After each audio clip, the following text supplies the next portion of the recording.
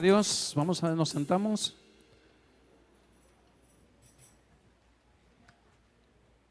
En esta mañana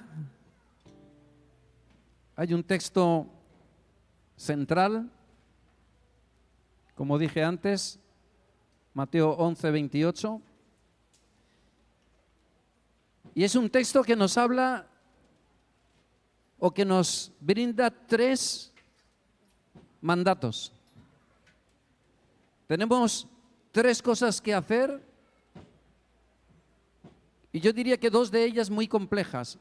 El primer mandato de Mateo 11 no solamente es un mandato, sino que es un ofrecimiento amoroso, misericordioso, compasivo. En esta mañana me gustaría recordar que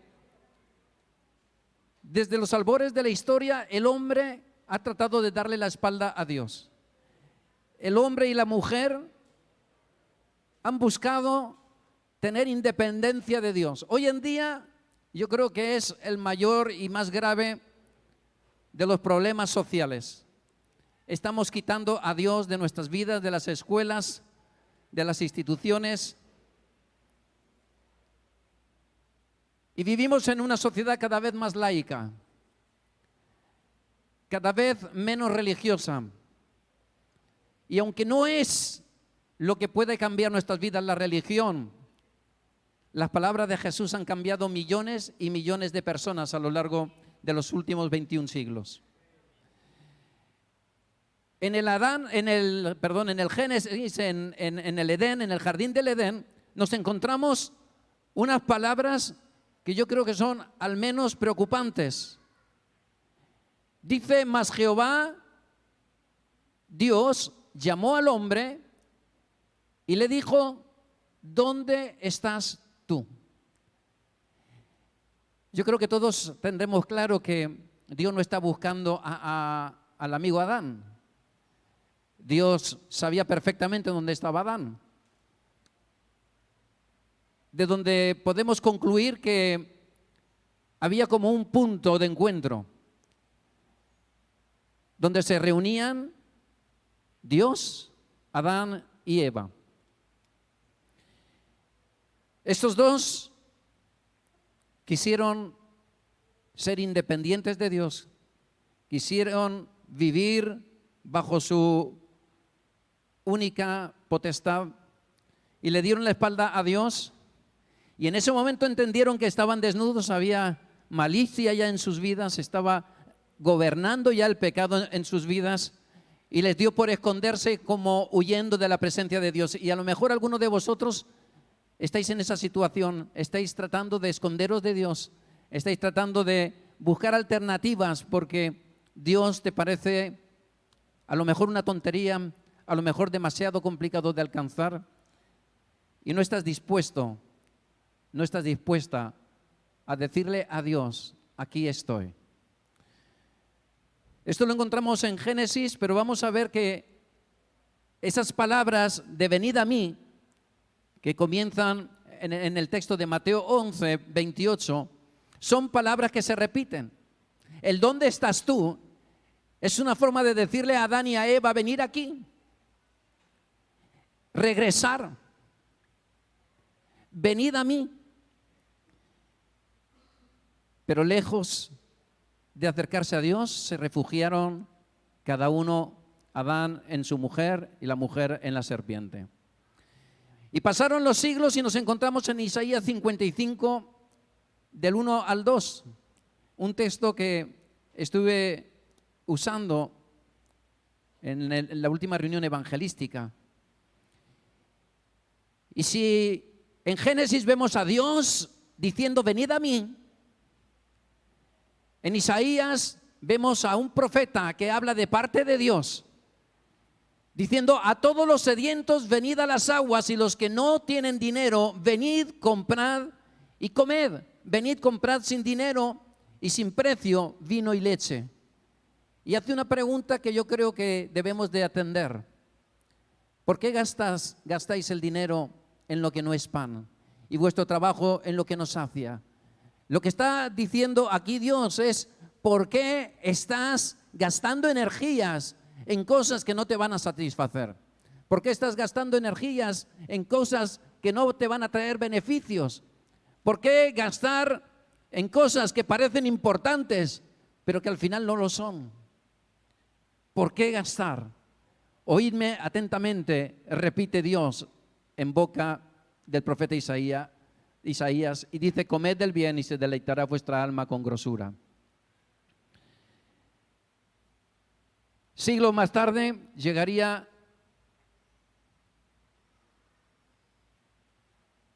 el evangelista Juan,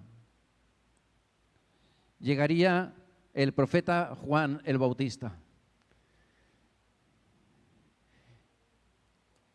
Y el evangelista está describiendo una situación que ocurre en el último día de Pentecostés, en el último y gran día de la fiesta, en el momento límite. Algunos pensamos que Dios se ha olvidado de nosotros.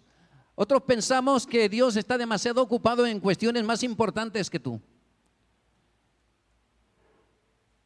Pero dice que en el último y gran día de la fiesta Jesús se levantó y alzó la voz diciendo: si alguno tiene sed, venga a mí.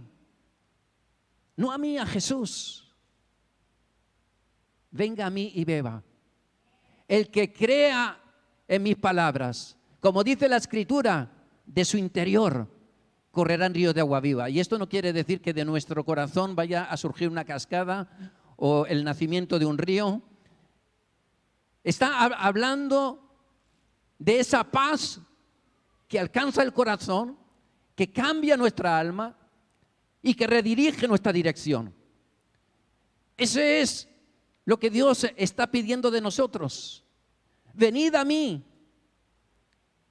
y yo haré que de vuestro interior se acabe la tristeza, la apatía, la mediocridad, la pena.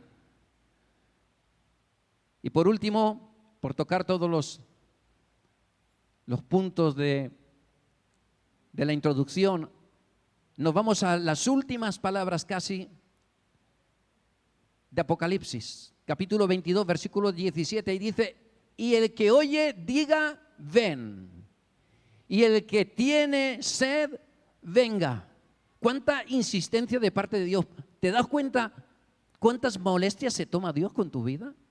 ¿Por qué, siendo Dios, teniendo todo el poder, teniendo muchas cosas que hacer, por qué se centra en ti y en mí para estar insistiendo, para estar llamándonos, para estar diciéndonos: ven a mí, porque yo quiero hacer que de tu interior corran ríos de agua viva? Qué Dios tan bueno, qué Dios tan misericordioso. Y dice: y el que quiera tome del agua de la vida gratuitamente. ¿Sabéis? El evangelio no es tanto creer en un mensaje, es más bien seguir a una persona. No es creer en un mensaje, es seguir a una persona. Y quiero decirte que Jesús te plantea un ofrecimiento que debería ser absolutamente imposible de rechazar por las bondades, por lo grande del ofrecimiento y lo poco que nos pide a cambio. Lo que nos dice en Apocalipsis es: y el que quiera. Primero dice: y el que oye.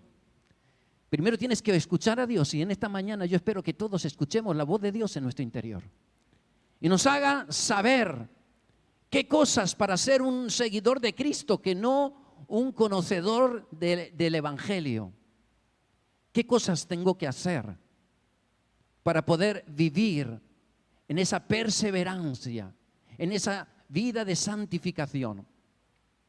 Como os decía, Mateo 11, 28 nos dice: venid a mí todos. Hay un verbo que es un verbo que implica una acción. Es un imperativo. tenemos que acudir, tenemos que levantarnos de donde estamos. Y en esta mañana veremos de cuántos sitios nos tenemos que levantar para ser testigos de Cristo, para poder ser esa savia que pueda contagiar al mundo entero. Esa savia que pueda contagiar a todo el puerto de Sagunto. Tú y yo somos llamados a ser parte de esas aguas que se alcanzan y se consiguen de forma gratuita. Y quiero resaltar que el ofrecimiento de Jesús no trata de personas que se encuentran en un estado de confort, en un estado de saciedad, en un estado de calma. Venid a mí todos, ¿quiénes? Los que estáis trabajados y cansados. Es decir, ese descanso prometido, porque acaba diciendo, y yo os haré descansar, y yo os haré descansar, es una promesa de Dios. Es una realidad patente. Ahora la cuestión es si yo soy de esos trabajados y cargados. Trabajado y cargado no es aquel que confía en sí mismo. No tiene nada que ver con los arrogantes autosuficientes. Ellos no son los que son recibidos por el Señor. Dios no tiene descanso para ofrecerle al sabio o al orgulloso. Solo a los que llegan a la condición de trabajados y cargados, Él los recibe para darles descanso. Ya sea de los que buscan con sus pecados ser perdonados, o aquellos que en esta mañana estáis aquí en busca de nuevas fuerzas para seguir adelante el camino de Cristo. Así que esta palabra, que yo siempre la entendí como un texto evangelístico, hoy tiene una nueva visión para mí y tiene esas dos alternativas para aquellos que no conocéis a Dios, que no le habéis dicho sí a Dios, que no tenéis una relación real y personal, pero también para los que estamos caminando y nos encontramos con dificultades. Solo los quebrantados de corazón son aquellos a quienes Dios les da reposo. Y es solo a ellos, a los pobres de espíritu, a quienes Dios le da su bienaventuranza. Y eso lo puedes leer en Mateo capítulo 5, versículos 3 al 8.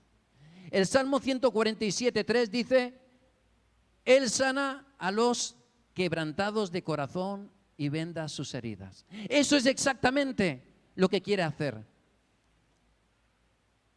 Y es por eso que está hablando a los trabajados y cansados, aquellos que entienden que por sí solos no pueden solucionar sus problemas, que por sí mismos no pueden perdonar, que por sí mismos no pueden ser altruistas, que por sí mismos no pueden cambiar su carácter, que por sí mismos no pueden salir de las drogas. ¿Sabéis? Hay dos tipos de cargas por aquello de trabajados y cargados. Las cargas del pecador, que son odio, rencor, o pueden ser amargura, violencia, complejos, vicios, enemistad, desconfianza, tristeza, violencia y un largo etcétera de cosas. Pero están las cargas del creyente. Esas cargas pueden ser desánimo, puede ser debilidad, tentaciones, pruebas. Por todas esas cosas podríamos quedar calificados como de los que están trabajados y cargados, para recibir de la mano de Jesús en esta mañana descanso para nuestras almas. Y cuando digo descanso para nuestras almas, no estoy queriendo decir en absoluto inactividad. No estoy diciendo que estas son palabras para los perezosos. Lo que nos está diciendo Dios es que va a traer sobre nuestras vidas nuevos bríos, nuevas fuerzas. Recuerdo ese texto de Isaías capítulo 40. Levantarán alas como de águilas. Correrán y no se cansarán. El segundo mandato es llevad mi yugo sobre vosotros, versículo 29. Y yo me pregunto, ¿qué será llevar nuestro yugo? ¿Qué nos está diciendo Dios con llevar el yugo? ¿De qué yugo está hablando Jesús? Está hablando Jesús de un pedazo de madera que se utilizaba en la antigüedad y en los tiempos de Jesús se utilizaba mucho para enyugar dos bueyes o dos mulas. Se les ponía un artefacto de madera que lo que hacía era mantener unidos generalmente el buey maduro con el buey joven. El buey alocao, el buey que quiere trabajar como quiere, que quiere trabajar a ratos, con ese buey que mantiene un ritmo, que mantiene unas pautas. Pero, damas y caballeros, Jesús no está haciendo referencia a eso en sí, aunque está utilizando una metáfora bien conocida para el pueblo de Israel. Se está refiriendo, por eso dice, venid a mí, porque está desmarcando la enseñanza rabínica, la Torá, el Talmud, todas las leyes, normas, reglamentos que los fariseos habían aplicado. Y Jesús está diciendo, llevad mi yugo sobre vosotros. Hay un yugo de Jesús que además es fácil, ligero, pero que nos compete a todos en esta mañana. Dice Lucas 9:23. Y decía a todos, si alguno quiere venir detrás de mí, en pos de mí, si alguno quiere seguirme, número 1, niéguese a sí mismo, tome su cruz cada día y sígame. Es decir, que tomar el yugo no significa que te vas a quedar sin yugo. Significa que te vas a compasar con Jesús y vas a caminar al son de Él. Y vas a caminar imitando a Jesús. Y vas a caminar centrado en Jesús. Y vas a caminar siendo enérgico, pletórico, siendo una persona efectiva, válida. Una persona eficaz. Y el último punto de esta mañana. Dice, y aprended de mí que soy manso y humilde de corazón. Y antes de entrar a lo que significan las palabras manso y humilde, quiero recordar que ese yugo del que Jesús habla tiene que ver con su mansedumbre y su humildad. Es parte de tu tarea, es parte de tu vida de santificación. No me convierto a Jesucristo y ya puedo hacer lo que quiera y puedo enemistarme con quien quiera y las cosas se quedan ahí a las espaldas, las olvidamos, le echamos tierra encima y seguimos caminando. Porque todo lo que te dejas en el tintero, Dios acabará sacándolo a la luz. Y es mejor para ti y para mí que lo saquemos por voluntad propia que porque Dios ponga su dedo sobre ti y te obligue. Manso es una persona gentil, es una persona bondadosa, es una persona que se somete, es una persona que escucha antes de hablar, es una persona que reacciona con benignidad. La humildad es otra cosa. La humildad tiene que ver con el morir a nosotros mismos. ¿Veis? Está todo entrelazado. Tiene que ver con que Dios quite de nuestras vidas, de nuestros corazones, si somos vasijas, de nuestras vasijas, el barro que sobra. Es necesario que venga Cristo a limpiar las asperezas, a suavizar el barro o quizás a transformar tu barro. ¿Sabéis? En el mundo heleno, griego, ninguna de las dos cosas eran virtudes. Para ellos, ser manso, ser humilde, era ser una persona pobre, vagabunda, de poco carácter. Pero quiero decirte que la humildad es precisamente la fuerza de carácter dominada y controlada por el Espíritu Santo. Eso es la humildad. Me gustaría recordar Isaías 53:7, ese texto tan hermoso, donde se nos describe la persona de Jesús en su vida y muerte. Angustiado él, estaba, escucha bien, angustiado. No estaba de relax, no estaba pletórico, no estaba feliz de alguna forma. Jesús no está aquí disfrutando de estar angustiado y afligido, pero en medio de su angustia él no abre la boca. Y dice que como cordero fue llevado al matadero y como oveja delante de sus trasquiladores, enmudeció una vez más. Vuelve a repetir, no abrió su boca. ¿Qué crees que debemos de hacer nosotros muchas veces? Cuando hay circunstancias que no parecen justas, cuando nos han dañado, cuando han proferido críticas contra nosotros. ¿Qué deberíamos de hacer? Hay más cosas que hacer que callar, pero callar es un primer paso, es un buen paso. Voy a reflexionar, voy a darme tiempo, pero tampoco que te des 2 años de tiempo. Reflexiona y actúa como un hijo de Dios, como Jesús lo hizo. Vamos a ver Filipenses 2 del 5 al 11. Texto muy conocido y que describe perfectamente también la persona de Jesucristo. Haya pues en vosotros el sentir que hubo también en Cristo Jesús, es decir, esa fuerza de carácter que hubo en Jesús, el cual, siendo nada más y nada menos que Dios, no estimó el ser igual a Dios como algo a lo que aferrarse, sino que se despojó a sí mismo y tomó forma de siervo. Fue semejante a ti y a mí. Si Jesús dice que hagamos algo, es porque nos ha dado el poder y la autoridad, sobre todo si eres un hijo de Dios, para obedecer. Y estando en la condición de hombre, se humilló. ¿Qué hizo Jesús?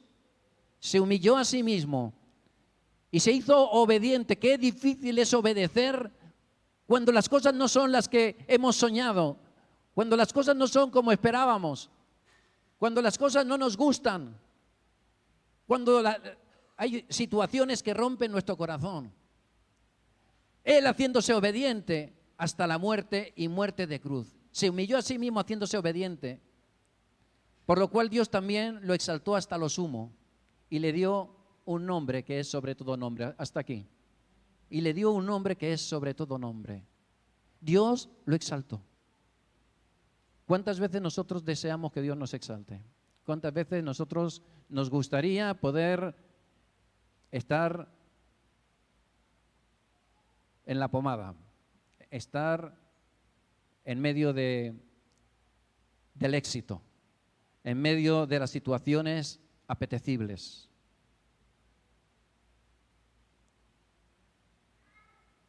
Juan capítulo 13, del 1 al 7, tenemos una situación que Jesús enseña a los discípulos, es decir, nos enseña a nosotros, ¿cierto? ¿Amén? ¿Amén? Nos enseña a nosotros. Nosotros tenemos que ser parte, nosotros tenemos que dar un paso, nosotros tenemos que imitar a Jesús. Antes de la fiesta de la Pascua, sabiendo Jesús que su hora había llegado para que pasase de este mundo al Padre, para que muriera en la cruz, como había amado a los suyos que estaban en el mundo, los amó hasta el fin.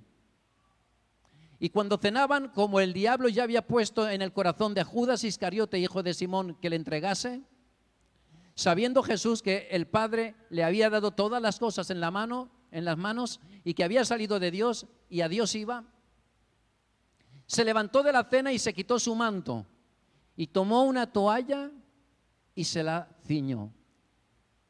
Luego puso agua en un lebrillo y comenzó a lavar los pies de los discípulos y a enjugarlos con la toalla con que estaba ceñido.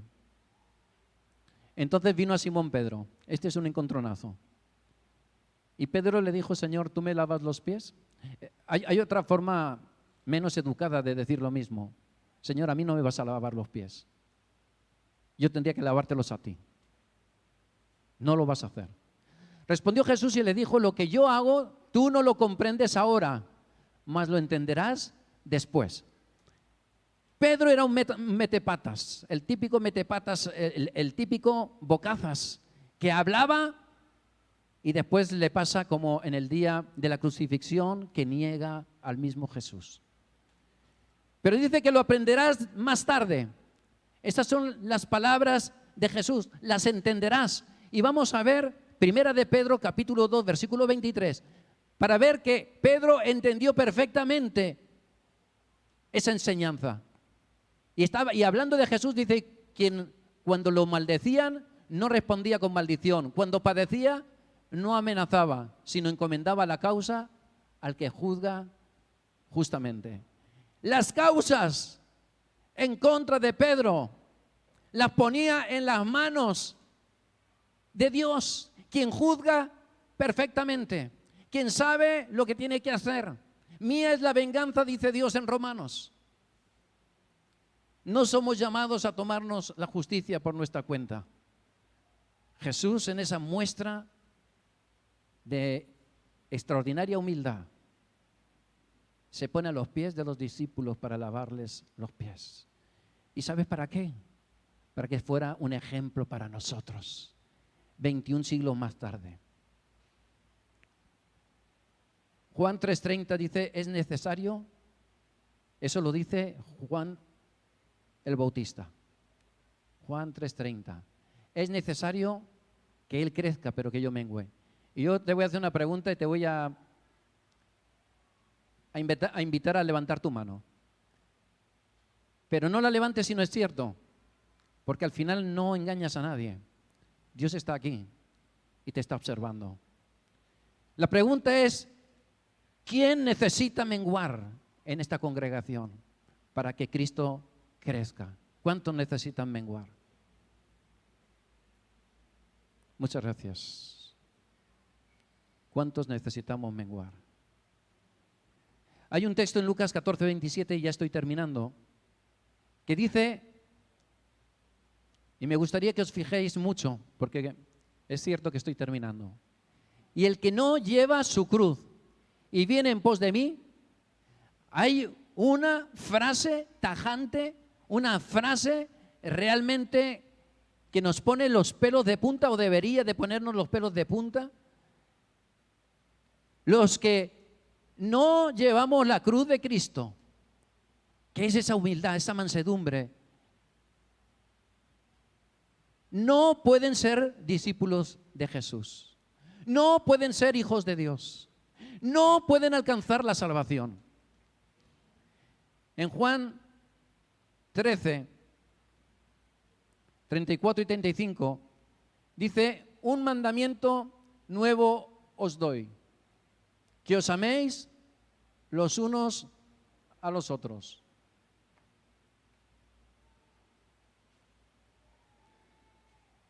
Como yo os he amado, hasta el punto de como Él nos ha amado. ¿Qué significa esto en palabras quizás más actuales?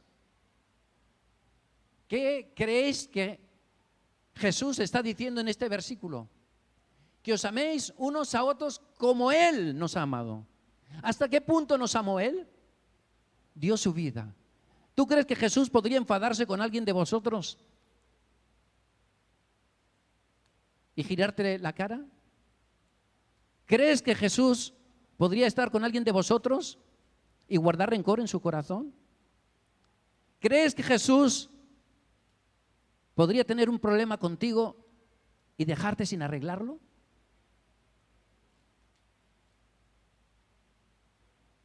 Un mandamiento nuevo os doy, que os améis unos a otros, como yo os he amado, que también os améis unos a otros. Porque en esto conocerán que sois todos mis discípulos, si tuviereis amor, amor auténtico, amor inquebrantable, amor inagotable, amor ágape. si tuvierais amor los unos con los otros. Y voy a pedir que los sugieres saquen la ofrenda, la bandejita de la ofrenda. Y vamos a entrar en un momento muy especial. Yo no sé por qué a veces le damos una importancia que la tiene, pero una importancia especial a la Santa Cena. Y parece como que la ofrenda, pues, salgo, pongo dinero, y si te he visto no me acuerdo, y si tengo algún problema con alguien no lo arreglo, y puedo quedarme tan tranquilo.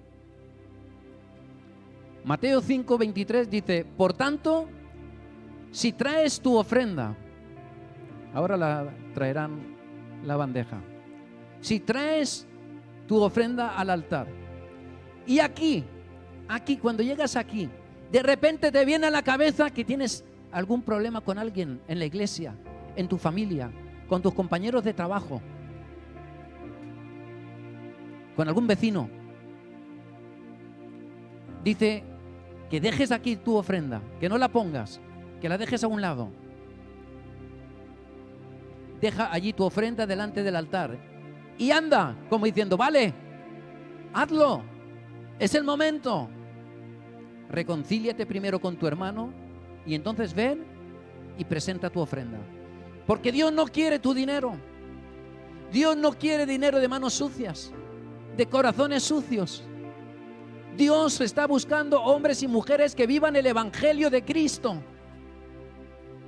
Gente que podamos decir al unísono con Jesús: venid a las aguas.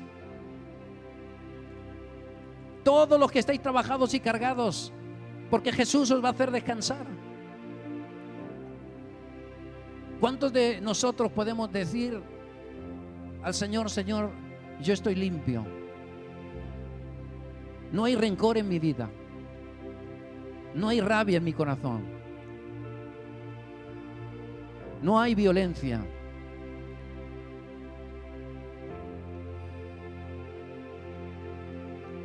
no tengo complejos? ¿Cuántos de vosotros? ¿Cuántos de nosotros? Yo voy a pedirle a Loida que mantenga un tiempo la música. Y ahora viene lo gordo, porque Jesús quiere valientes, no quiere miedosos, no quiere gente que está pensando: si me ven que estoy arreglando mis cuentas con alguien, ¿qué van a pensar? Me van a ver como pensaban los griegos, como alguien inferior, como alguien sin carácter, como un pelele. En esta mañana vamos a dar un tiempo para que hagas lo más difícil quizás de la vida cristiana. Si sabes que alguien tiene algo contra ti, imagínate si es que tú tienes algo contra alguien. O sea, ni salgas a la ofrenda. Si alguien tiene algo contra ti, ve primero y reconcíliate con él o con ella. Esto no te lo pido yo, te lo pide Jesús de Nazaret. Él demostró que se podía, que uno lo podían atormentar, lo podían abofetear, lo podían insultar, lo podían golpear, y aún así podía perdonar a sus ofensores. Y Jesús quiere hombres y mujeres dispuestos a hacer eso, dispuestos a humillarse. Sí, no tengo la culpa, pero lo hago. Me humillo, Señor. Tú nos diste ese ejemplo. Te estás jugando el descanso de Dios en tu vida. A mí no me defraudas. Pero el que no carga la cruz cada día no puede ser su discípulo. Jesús lo dijo. Lucas 14:27. No lo olvides. Esto es solo para valientes. Es solo para valientes. Así que ahora llega el momento donde vas a decir: ostras, si me levanto todo el mundo va a mirar. Muere, muere. Esta es la oportunidad que Dios te da de acabar con tu rencor, de acabar con tu rabia, con tu ira, con tu violencia. Este es el momento que el Espíritu Santo te está dando para ser un seguidor de Jesús, para no ser uno más, para no ser un miembro de iglesia nada más.